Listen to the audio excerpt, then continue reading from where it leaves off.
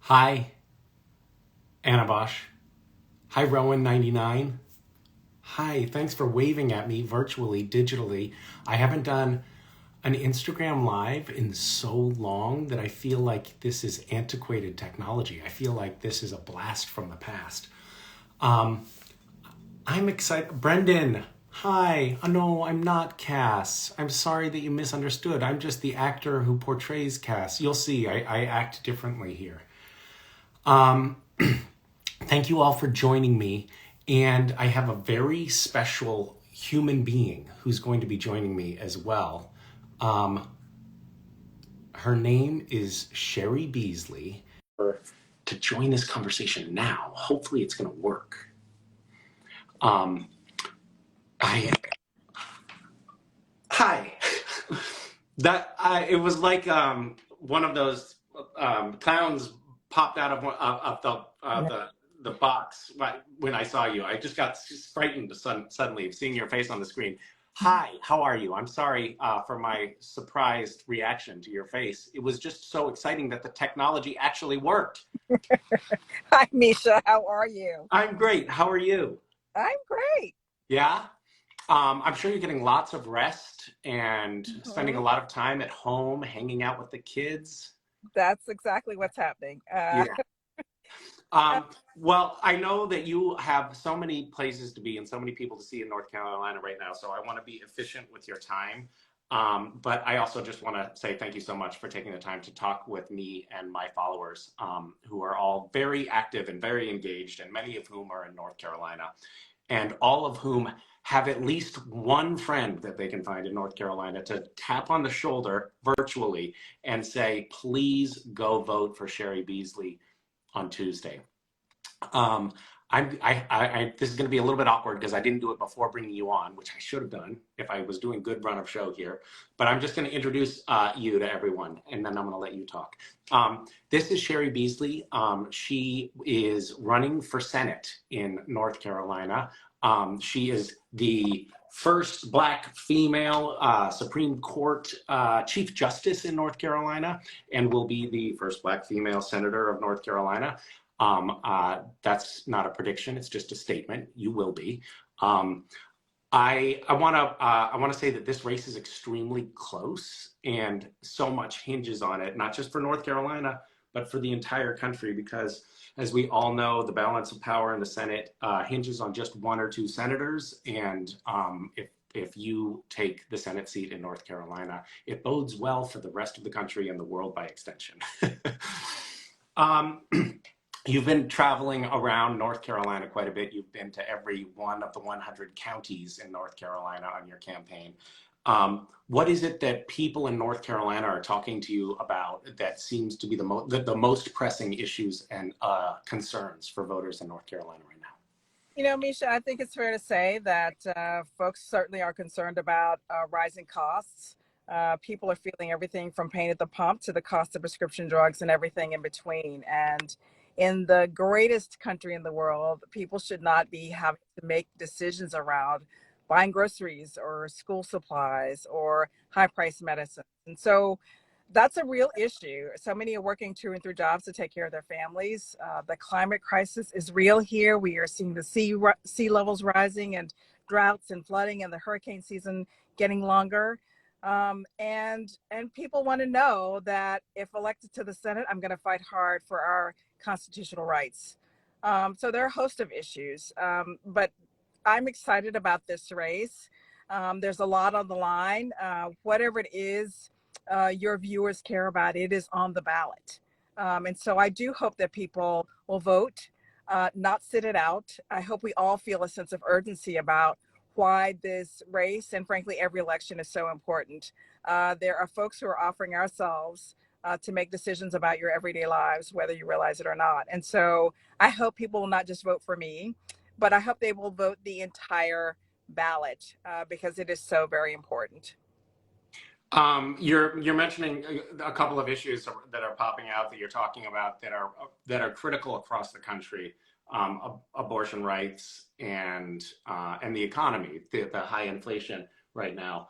And I've been doing a bit of, I've been following your race, and I know that Ted Budd, who's running against you, he's been in the House for some time. He is very, very right wing. For those who don't know, Ted Budd, I want to say one good thing about him. He has a very easy to pronounce name. But Ted Budd is the Conservative Heritage Institute just put out an evaluation of conservative politicians and ranked him right about the same level of conservative as Marjorie Taylor Greene. Like, that's how right-wing extremist he is. And at a time that we're talking about um, reducing costs to voters and bringing inflation down, I think it's salient to mention that Ted Budd, as North Carolina's or one of North Carolina's elected officials, voted not to cap prescription drug costs. And he's also taken a lot of money from oil companies and doesn't want to do anything about the fact that right now, when gasoline prices are at their highest level ever, Exxon and Mobil and all these big oil companies are actually seeing record profits. Like, half of the price increases are because of these corporations taking record profits and taking advantage of us right now. So how is it that you would do, what would you do about these particular issues of high inflation? You know, we know that in this country, we spend more on prescription drugs than any other country in the world. And Congress can fix that. We also know that corporations are making 70-year record profits and using the cover of inflation to raise the prices on things we need to buy for our families. And Congress can fix that.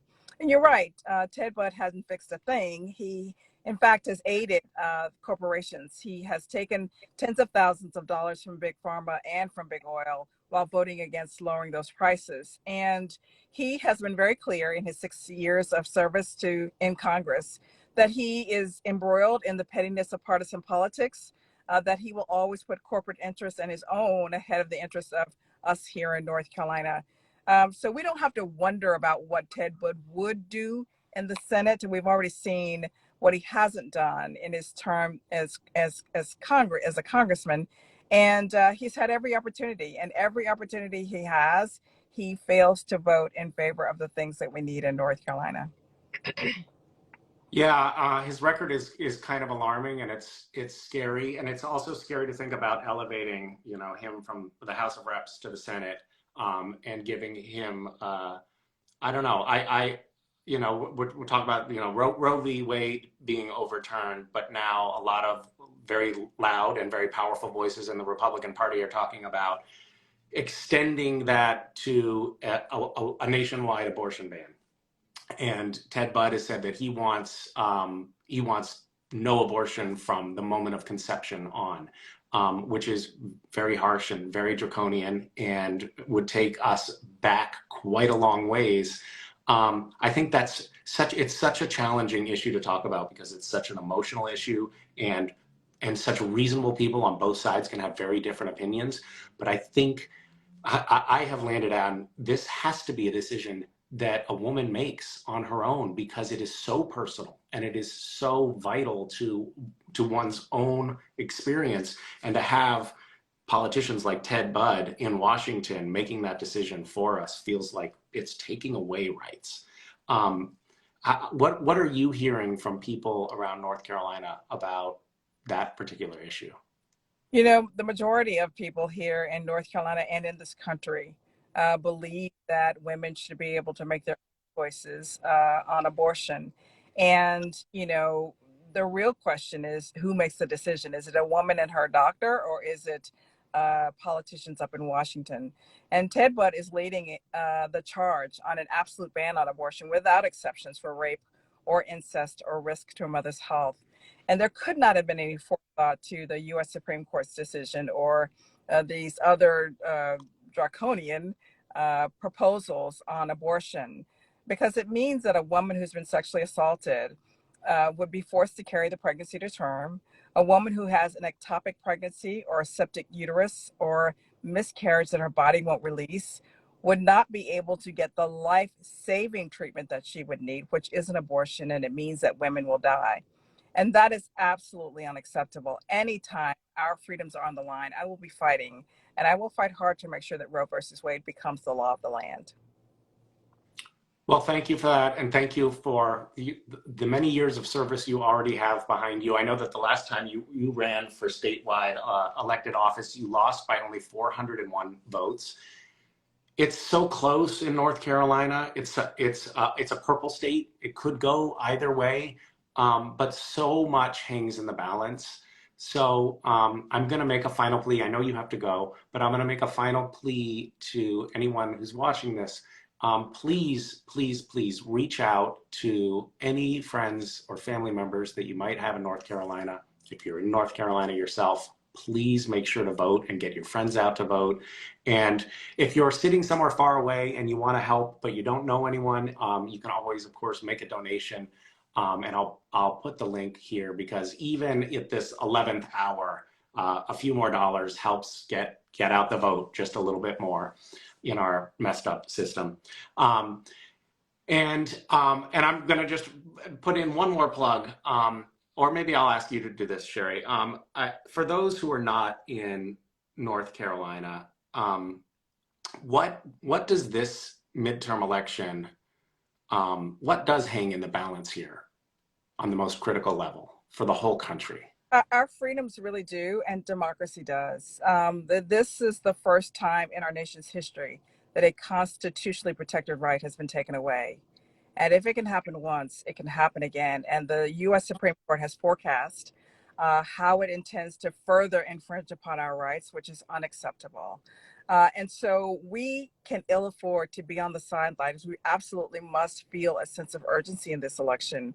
And I know we were all told that the 2020 election was the most important election of our lifetimes. I frankly think every election is the most important election of our lifetimes. Having had a mom who was granted the right to vote because of the Voting Rights Act. And so we just have to be vigilant. We have to stand together and stand on our values for our families and for our communities and for this country. And I will tell you, this race is winnable. You're right, it's going to be close. But national Republicans are spending a lot of money to distort my judicial record. None of that stuff is true. But the other thing, too, that they would not be spending that kind of money if they did not know we really can win this race. I'm so thankful I've had successful state races, contested races, and I knew that this would be a tough fight. I've had tough fights before. I've never backed down, and I will not back down now. There is too much at stake. And the last thing we want is for our children and grandchildren to have fewer rights and opportunities than we had. And so this fight is purposeful. And I'm asking everybody to get out there and talk with other folks to help them to see why all of these races are so important and why we must galvanize, come together, stand for what's right, and make these elections happen. So I appreciate you so much, Misha. Well, thank you, thank you. And there are some shafts of sunlight breaking through. There's some shards of hope. There's a lot of young people have registered to vote for this midterm cycle, more than ever before.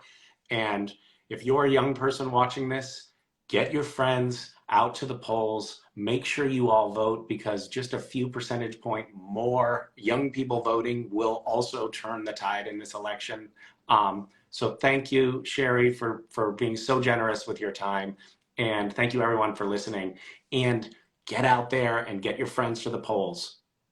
Thank you so much, Misha. For more information, go to my bio. Yeah, and I'll put links with the post as well. Bye, everyone. You're the best. Thank you.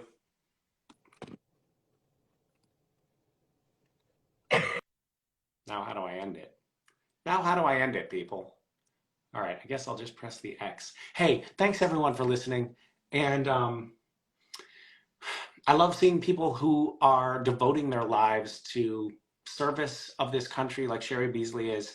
But I also love to see people like you engaged and caring and showing up where it really matters. Our rights really are being eroded. It's entirely, I mean, the Supreme Court has already telegraphed, members of the Supreme Court have telegraphed that they want to take away the right to gay marriage and many other many other rights that we have grown to think are intrinsic in our society are being chipped away at by this new wave of MAGA right-wing extremists. It's dangerous. It's a dangerous time. We can't let a new brand of fascism take over in our country. So please vote. Join me in voting, and I'll talk to you soon. Bye.